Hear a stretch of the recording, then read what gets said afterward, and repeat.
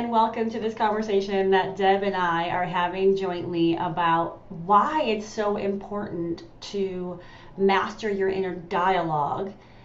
And quite frankly, we're in a meta moment on this because this was meant to be streamed live on LinkedIn. It was the first time I was trying to do so from the Zoom platform, and it frankly didn't work. So here we are recording it offline to then provide it online after the fact. So that's the groundwork. But welcome, Deb.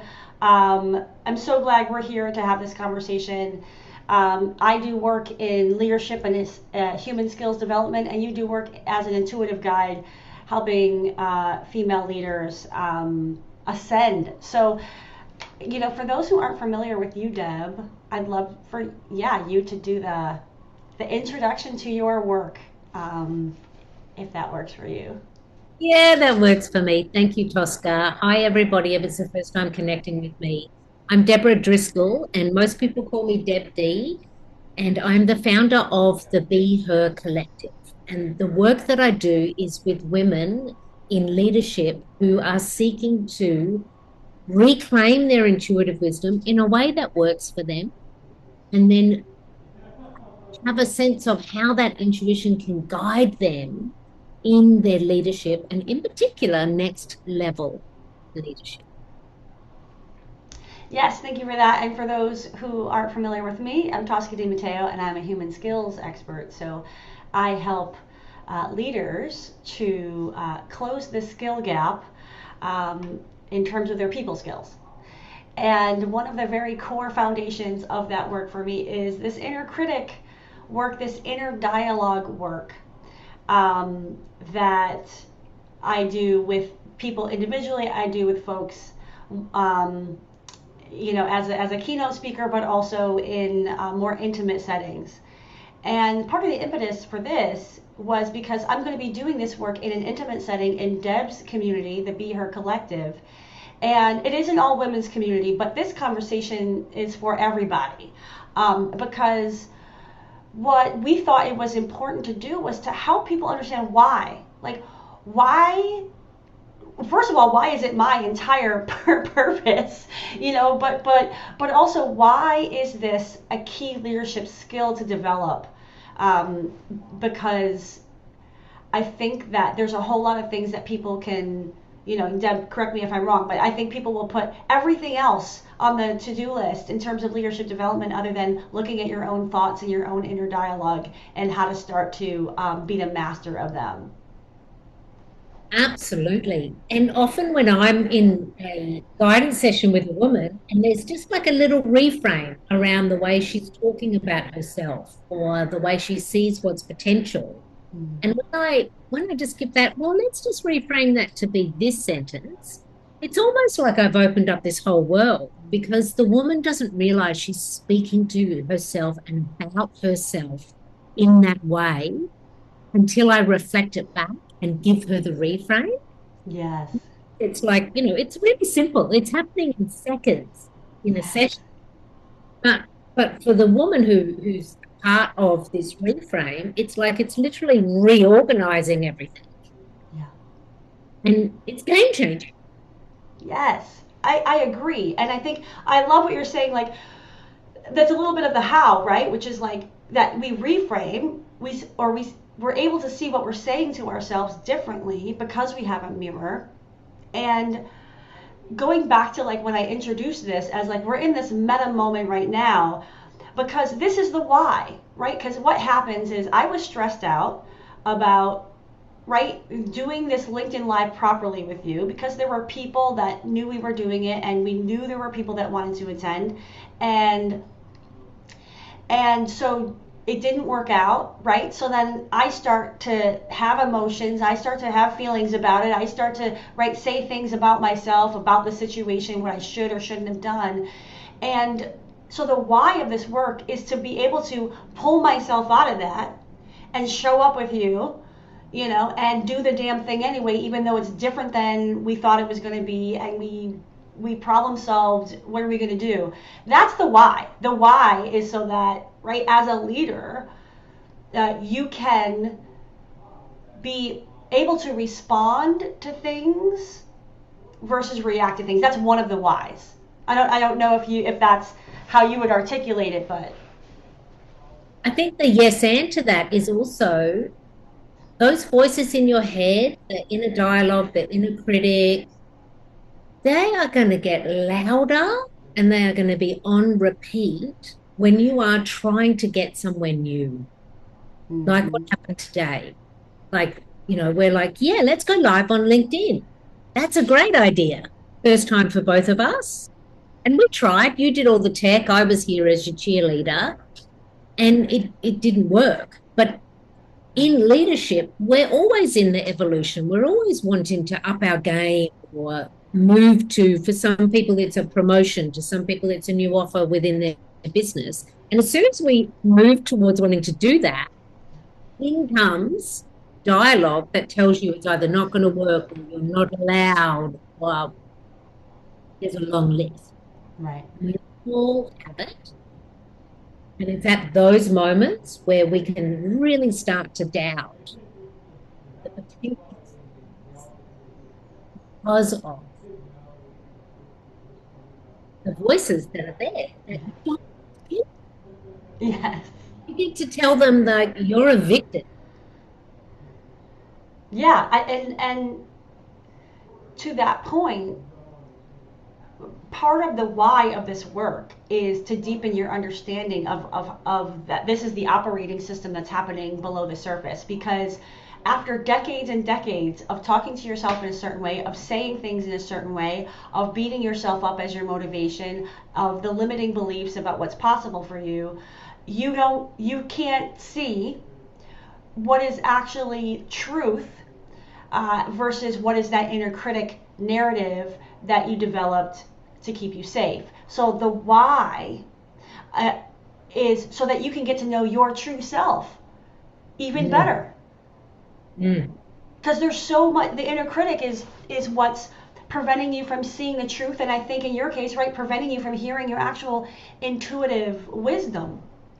Yeah, well, because your intuition is always going to be guiding you somewhere new. Intuition doesn't repeat to saying, oh, yeah, do that same pattern again. Right. That's why intuition is amazing in leadership, because it does actually give us new landscape to explore. Because intuition wants us to develop and evolve. And our intuition, like our inner critic, is still working with our steady neuropathways that have been there for decades and our nervous system that likes to stay safe. And all of that's happening at the same Right. time. Yes, but if your inner critic is really loud, your intuition is still going to be there, but you're not going to be able to hear it, or you're going to hear it, not be able to like that's the actual truth. Yeah. And yeah, and building on that is as a leader, you can end up operating based on your inner critic messages, and you feel dissonance or you feel a disconnect or you don't feel good about your leadership or your decisions or whatever it is, but you can't put your finger on it. Mm, It's like, oh, I did, like, really quick story about that, is I remember, and this is years and years ago, when I was in grad school and I had to make a decision about two internship possibilities. And there was one I was super, super excited about. And then there was one that my career advisor thought I should take. And I took that one, and actually it ended up being kind of a mess. But it bothered me for years and years, and it wasn't until later that I realized, like, oh, I didn't listen to my gut. I didn't listen to my intuition, right? And I listened to this outside guidance. But there was also, I'm sure, like inner critic stuff going on too. Like, what if I don't do this, or so it can get convoluted. But the more that you can start to say, oh, this is my inner critic. Oh, this is just bad advice I got from the external. The more that we can see where things come from, I think the easier it is to identify, what is in alignment with your leadership. yeah. And I think you're reminding me of a story, and you're going to know this story because you're with me in this story, Tosca. Hmm. So I was really clear connected to my intuition about what was next for me in my leadership. And I could journal about it. I could talk to you about it. I could share it with other women in the community. It was so clear, so clear. But what wasn't clear is, why am I not moving on this? Why am Mm. I not taking any action? Like, there's only so much you can journal about something. Like, that's actually not leadership, right? It's the taking the actions and making something real and putting that out there and building scaffolding around it. And I just couldn't figure out. I was like, I cannot figure myself out. I know intuitively I am on the pulse, and I have a sense of where I want to go. Why am I not going there? And that's why I called you. This is a couple of years ago now, was it? I Yeah, think yeah. it's a couple of years ago now. When I literally called you and I said, I think I need some time with you. I think I need an inner critic session, because I think that's what's going on. Mm. In that session, again, game changer, Mm. right? Because in that session, the first reveal was my internalized patriarchy that was, loud and bossy. And I was like, oh, well, that's pretty obvious. But when we went deeper into the session, and I called the patriarchy the dickheads, and so that was like, it was easy to say, get out, dickheads. But deeper into the session, there was another inner critic voice, which I hadn't known was there consciously. So I couldn't work with it. And this other voice was the voice of other women, and how you do leadership, and how leadership hasn't got anything to do with intuition and all of that, like gossipy, insidious female energy. And so I called that voice the bitches. Right? And it was a revolution on the inside out for me, because I had took great pleasure in saying exit stage left patriarchy in my head. But it was a real reveal for me, because I've always had great relationships with women. I'm one of 6 sisters. I run a community with women. I thought, I don't have a problem with the female um, perspective or population, or whatever you want to call it. I thought I was all good, but it was so deep in there. Mm. I didn't realize that was one of the things that was blocking me. I was like, I can't say this out loud, because if there's another woman who's not going to like what I'm saying, and she's going to tear me down online.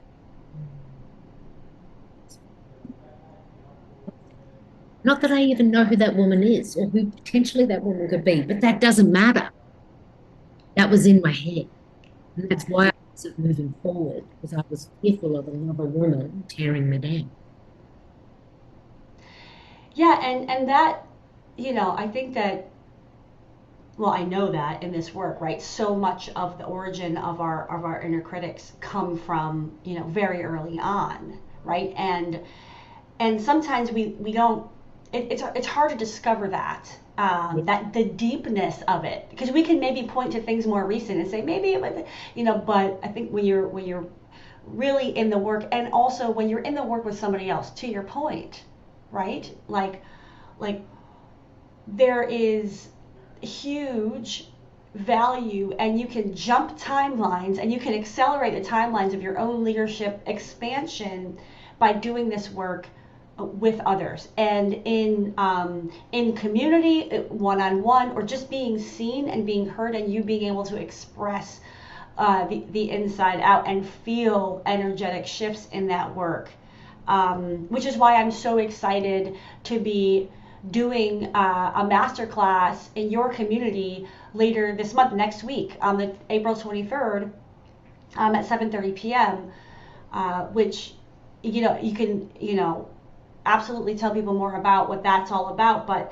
that I think there's such value. The why of inner critic work is, and especially the why of bringing people into the fold as you do the work, is to be validated in, oh, like, this is real, and it's not just me, and I can actually do something about it. I don't have to live my life with these mean messages, with these limiting beliefs, with this harshness, with this, negativity, all of that stuff. So yeah, thank you for sharing, because it's one thing. I'm going to go back to this, which I think is a theme. It's one thing to read.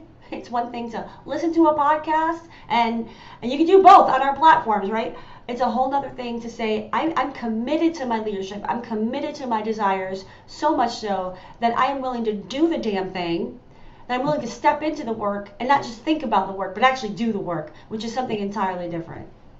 Yeah. Yeah.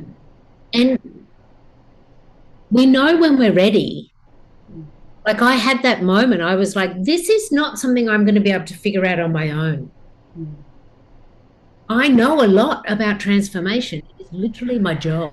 But I couldn't do that for myself. I needed to be held by you in space, because I don't imagine I would have found the pictures.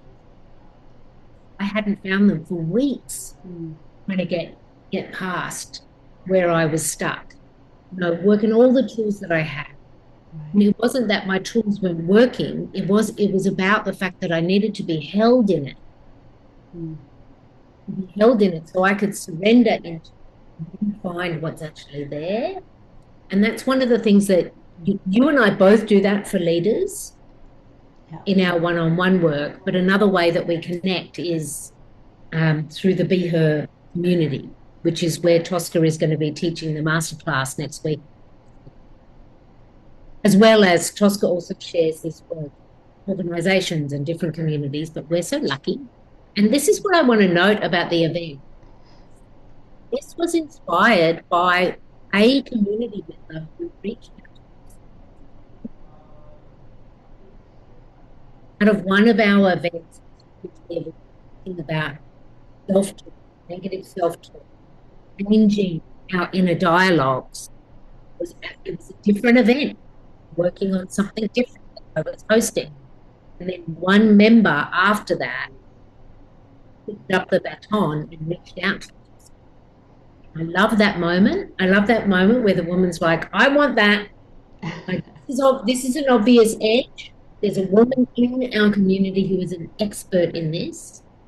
I'm going to invite her to step forward, please. Because it was Regina, my Regina. But it was for me, it was this dynamic moment of just like, yes, this is what women can do when we see each other in our gifts and our talents, when we know really clearly, what do I need to, which is what happened, which leads us to next Thursday with the masterclass happening inside the BeHer community as the original founder, but it's also now collective leadership inside the community. We are opening the doors for anyone who is not a community member, who is hearing what Tosca and I are saying right now. Being like, or I don't know if that's it might be this. Welcome Thursday evening inside the community. Yeah, thank you for that. And there's some audio stuff going on. I don't know, like you would come out a little bit there. I know what's going on. The tech goddesses there. I think they're on lunch. But but yeah, I'm so glad that the doors are open for this event, April 23rd, 7:30 p.m. For any woman who's interested, there'll be a way that you can register for that. You just message me or Deb on whatever platform you're listening to this on. Not a problem at all. And it's, you get a couple amazing things. You get to have a taste of what this inner critic work is. From my leading the course, you get to interact with amazing women within the community that will hold the space for this connection and dialogue, and you get to experience what the BeHer Collective is and what it feels like to be in community, just period, in your leadership and in your life. I've been a member since the inception, since before it was even called the BeHer Collective, which is why it's an honor to be able to serve in the community and to be able to invite other people to experience it, and see what else is possible for your life, for your next level. And I'll say it again, which feels like it's so cliche right now, right? This idea of we can't do it alone. This idea of you really want to up level. Let me put it this way: you really want to up level your leadership. You're not going to do it in a fucking vacuum. You're not going to do it because you've read the 15th leadership book. You're not going to do it because you had the 300th episode of the podcast. You're going to do it because you're inviting other people to help you raise your level, to help you see yourself in a new way, to help be a cheerleader that maybe you needed, that you didn't have access to, because you didn't even know what it felt like to feel a cheerleader. And that's what the BeHer Collective is in my life. It's like, oh yeah, I don't have to do this alone. Oh yeah, I can show up and be held. I can't tell you how many times I've like released emotion in that space because I felt so safe.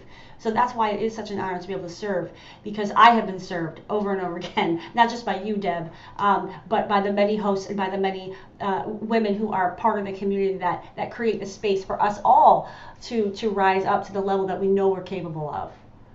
Mm. Oscar, truth. Drop the mic. And I just gotta say, like I was really looking forward to this being live, and I know there were people that were looking forward to this. And also thank you, Deb, for holding this space to let this be what it was. To help my inner critic, just be like, take a back seat, and remember that learning curves and growth edges will always bring your inner critic to the forefront. And oftentimes we can take that as a sign as this wasn't meant to be. I wasn't supposed to do, like, what, I shouldn't do the thing. But in fact, the good news is that the inner critic can be a great source of validation for you to say, yeah, my inner critic is coming in here because this is exactly the growing edge that I'm meant to be on. And you can reframe it, just to have a full circle moment, and reframe it and say, thank you for showing up and making me feel bad, because now I know I'm on the path. So we're on to something, my friends. We're on to something. Yes. So anything else, Deb, about the why behind inner critic work, or even the why behind folks who may have a raised eyebrow should come to the circle on the 23rd and come to the masterclass? Yeah, I think the last thing I want to share is the C word, curiosity. Like for me, in my work, in my life, unity, in so many ways. Anytime I can feel blocked or a bit judgy or a little bit confused or I just like to use curiosity, because then anything's possible. And so if there's any doubt or I'm not sure, maybe like throw on some curiosity and come, because there's really nothing to lose, but there's so much to gain. And I just recommend, whether you come to the event or not, whether this is resonating or not, put the baton of curiosity, because it does help to open it up. It's more fun. Yes. And for anyone that's watching, who's not a woman, for any of the guys out there, if this piqued your curiosity and you want to learn more, feel free to reach out to me. This is work that I do with everybody. And just as much, we talked a bit about the patriarchy, we talked about bitches, right? But it's just, you can take the same concept and apply it to men out there, and in terms of, the mean boys, and how the patriarchy creates a certain amount of pressure on men, and in all different ways. So this work is really universal, and also this particular event, as you mentioned, is for women, because that's the work that you do. So curiosity, what else is possible? And you know what? I'm actually really curious, Deb, what's possible for us having done it this way. Because you know what? Maybe we're going to put these on more than just the LinkedIn platform. Maybe we're gonna reach some other people because we're doing it differently. So I'm holding space for that, and I thank you so much for making the time for this conversation in advance of your big trip that's coming up and all that you have on your plate today. So I'm looking forward to the masterclass and continuing to be a part of your beautiful collective that you've created. Yes. Blessings, everybody. Blessings, blessings, and ciao for now.